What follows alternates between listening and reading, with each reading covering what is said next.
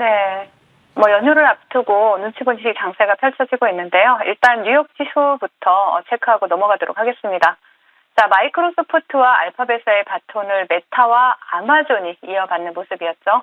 자, 후실적 발표로 인해서 10%로 시작한 메타가 장중에는 13%까지 급등을 하면서 시장을 견인을 했고요.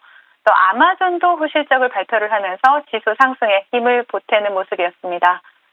자, 빅테크들의 실적 발표로 시장은 좋은 흐름을 이어갔지만요. 발표된 경제 지표들을 보신다면 여전히 악화 일색이었습니다.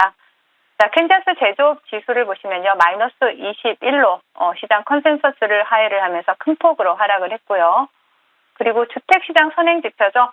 잠정주택 판매 건수 또한 전달 대비 5.2% 감소하면서 시장 컨센서스를 하회를 했고요. 특히 연간 기준으로 본다면 22개월 연속 하락세를 이어갔습니다.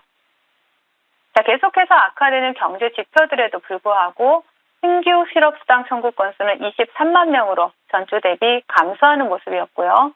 그리고 계속 실업수당 청구 건수 또한 185만 명으로 전주 대비 하락하면서 시장 컨센서스를 하회하는 모습이었습니다. 자, 또한 어제 말씀드렸듯이 미국의 1분기 경제 성장률이 1.1%로 크게 둔화되었지만요. 세부 내용을 좀 본다라면 재고 급감으로 인한 하락이고 또 미국 GDP의 70%를 차지하는 소비가 크게 늘어나면서 성장을 견인한 것으로 분석이 되었습니다. 변동성이 큰 재고자산의 경우 추후에 수정 가능성이 열려있기 때문에 둔화폭 대비 긍정적인 평가를 받았다는 부분 참고하시면 좋을 것 같고요. 국내 지수 상황 살펴보겠습니다. 빅테크 기업들의 연이은 실적 빅토로 인해서 고삐 풀린 듯한 이러한 상승하는 미국 시장과는 달리 우리나라 지수 같은 경우에는 시장 수급이 여전히 뚜렷한 개선의 이미 기미가 보이지 않고 있는 모습이죠. 전일 뉴욕 증시 영향으로 갭상승 시작한 국내 증시는요, 현재 시가를 이탈하고 음봉을 그려내는 모습입니다. 코스피에서는 기관 그리고 코스닥에서는 외국인의 매도세가 출회가 되고 있고요. 여전히 양시장 모두 개인들이 매수 우위에 있는 모습입니다. 종목별 수급을 본다라면 삼성전자의 대부분의 외국인의 수급이 집중되고 있고요. 어제 외국인의 매도세가 잠시 진정되는 듯 했던 에코프로라든지 에코프로 BM과 같은 이러한 2차 전지 관련주에 대해서 다시 오늘도 외국인들의 매도세가 포착이 되고 있습니다. 오늘장 테마 동향 살펴보겠습니다. 사실 꼬일 대로 꼬여있는 수급 상황을 반영하는 이러한 모습의 시장인데요. 며칠째 시장에 제대로 된 테마가 형성되지 못하는 모습입니다. 지능형 로봇법 개정안 이런 통과 소식에 로봇 관련주인 T로보틱스 차트 보시겠습니다.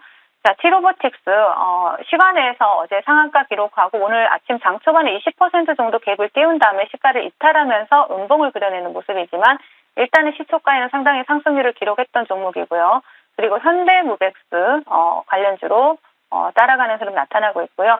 그리고 신작 출시 영향으로 위메이드를 대장으로 한 위메이드 그룹주들 좋은 흐름 나타내고 있습니다. 그 외에 자동차 부품 섹터에서는 덕양산업을 볼 수가 있겠고요. 그리고 히터루 관련 섹터에서 삼화전자가 강세 흐름을 나타내고 있지만 테마를 형성하지는 못하는 모습이다. 이렇게 볼 수가 있겠습니다. 자, 시장 대응 전략 드려야 되겠죠. 미국 빅테크 기업들의 후실적 영향으로 인해서 우리나라 증시도 반등 흐름은 나타내고 있지만 요즘 계속해서 말씀드리듯이 반등하고 조정 주고 또 계속 연속적으로 조정을 주는 이러한 지수의 흐름들이 지속적으로 나타나고 있습니다. 굉장히 변동성이 큰 시장이죠. 계속해서 말씀드리는 부분들이 뭐냐면 경제 지표들이 악화일로를 치닫고 있다라는 것이죠. 또한 전일 미국 GDP 성장률을 좀 분석을 해보면요. 민간 투자가 큰 폭으로 감소한 것으로 나타났습니다. 미국의 대부분 지역의 제조업 지표들이 악화되고 있는 모습이고요. 자, 미국에서 민간 기업들의 투자가 개선되지 않는다라면 수출 주도형 경제인 우리나라 기업들의 경우에는 실적 개선은 요원해 보인다. 이렇게 정리할 수가 있겠고요. 그리고 오늘만 지나면 우리나라 시장은 연휴가 시작되죠. 이 연휴가 끝나고 나면 또 기다리고 있는 것이 있습니다. 바로 FOMC죠. 시장에 큰 돈이 갈 곳을 아직 찾지 못하고 있는 모습이기 때문에 당분간 계속해서 관망 의견 유지하도록 하겠습니다. 네, 연휴가 이번에 좀 깁니다. 월요일까지 쉬고 또 다음 주 금요일장도 휴장인데요. FOMC를 앞두고 조금은 눈치 보기 장세가 이어질 수 있으니 우리도 시장에 대해서 관망하는 태도를 가지자라는 전략 여전히 유효하다고 하셨습니다. 자, 오늘 오후장 공략해볼 섹터 있을까요? 달달한 섹터도 열어보겠습니다. 자, 오늘 섹터는 2차전지 부품주입니다. 이번 주에 시장이 약간의 반등세가 나올 때 2차전지 소재도 올랐고요. 또 어제는 장비단도 좋았습니다. 부품주에 대해서는 저희 어떤 모멘텀 기반으로 투자 아이디어 챙겨볼까요?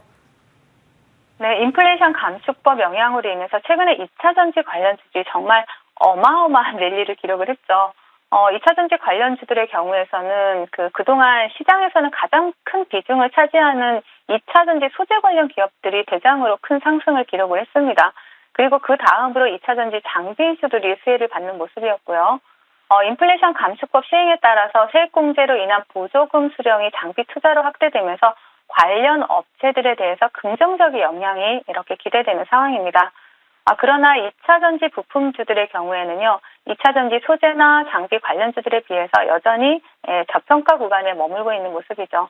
최근 고금리 고물가 상황에서 대부분의 기업들의 실적 전망치가 안 좋게 발표되는 가운데서도 현대차 보시면 어닝 서프라이즈를 기록을 했고요. 자동차 산업에서 가장 핵심이 되는 반도체와 2차전지가 우리나라의 미래 먹거리 산업이라는 데는 대부분 동의를 하실 겁니다. 현재 글로벌 경기 침체 우려 속에서도 위기를 기회 삼아서 정부와 대기업들이 가장 주목하고 투자를 아끼지 않는 분야가 바로 2차전지죠.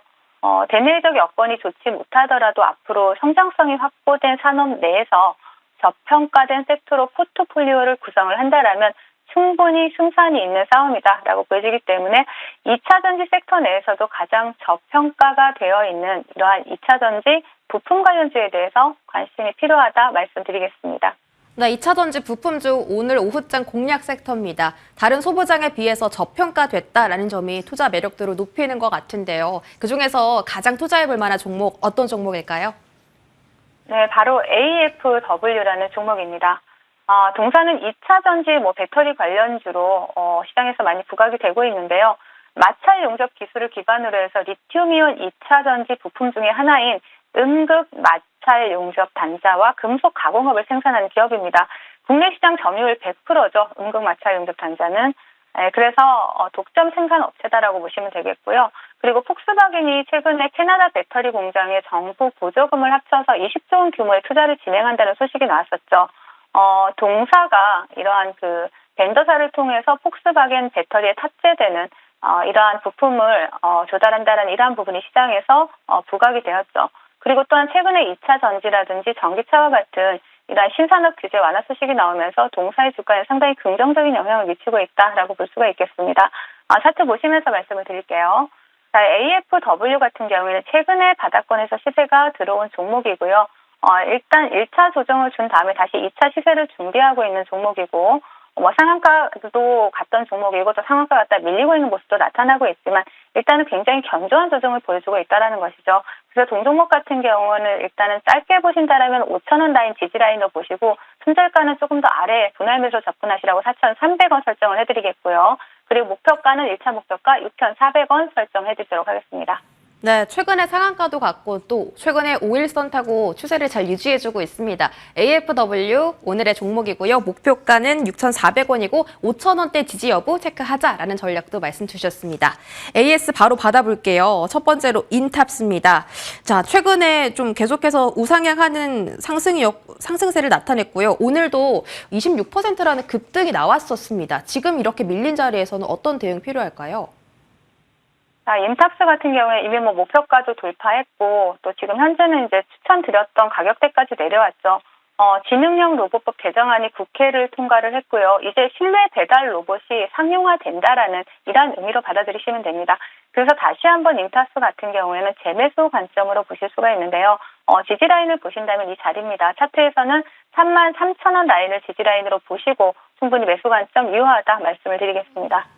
네, 인탑스 AS 받아봤습니다. 목표가 달성했고요. 다음 종목 현대무벡스 보겠습니다. 자, 이 종목 오늘 6%라는 시세 나와주고 있습니다. 최근에 상승이 강했다가 시장이 눌리면서 함께 조정받는 모습이 연출됐었는데요. 현대무벡스 계속 들고 가도 괜찮을까요?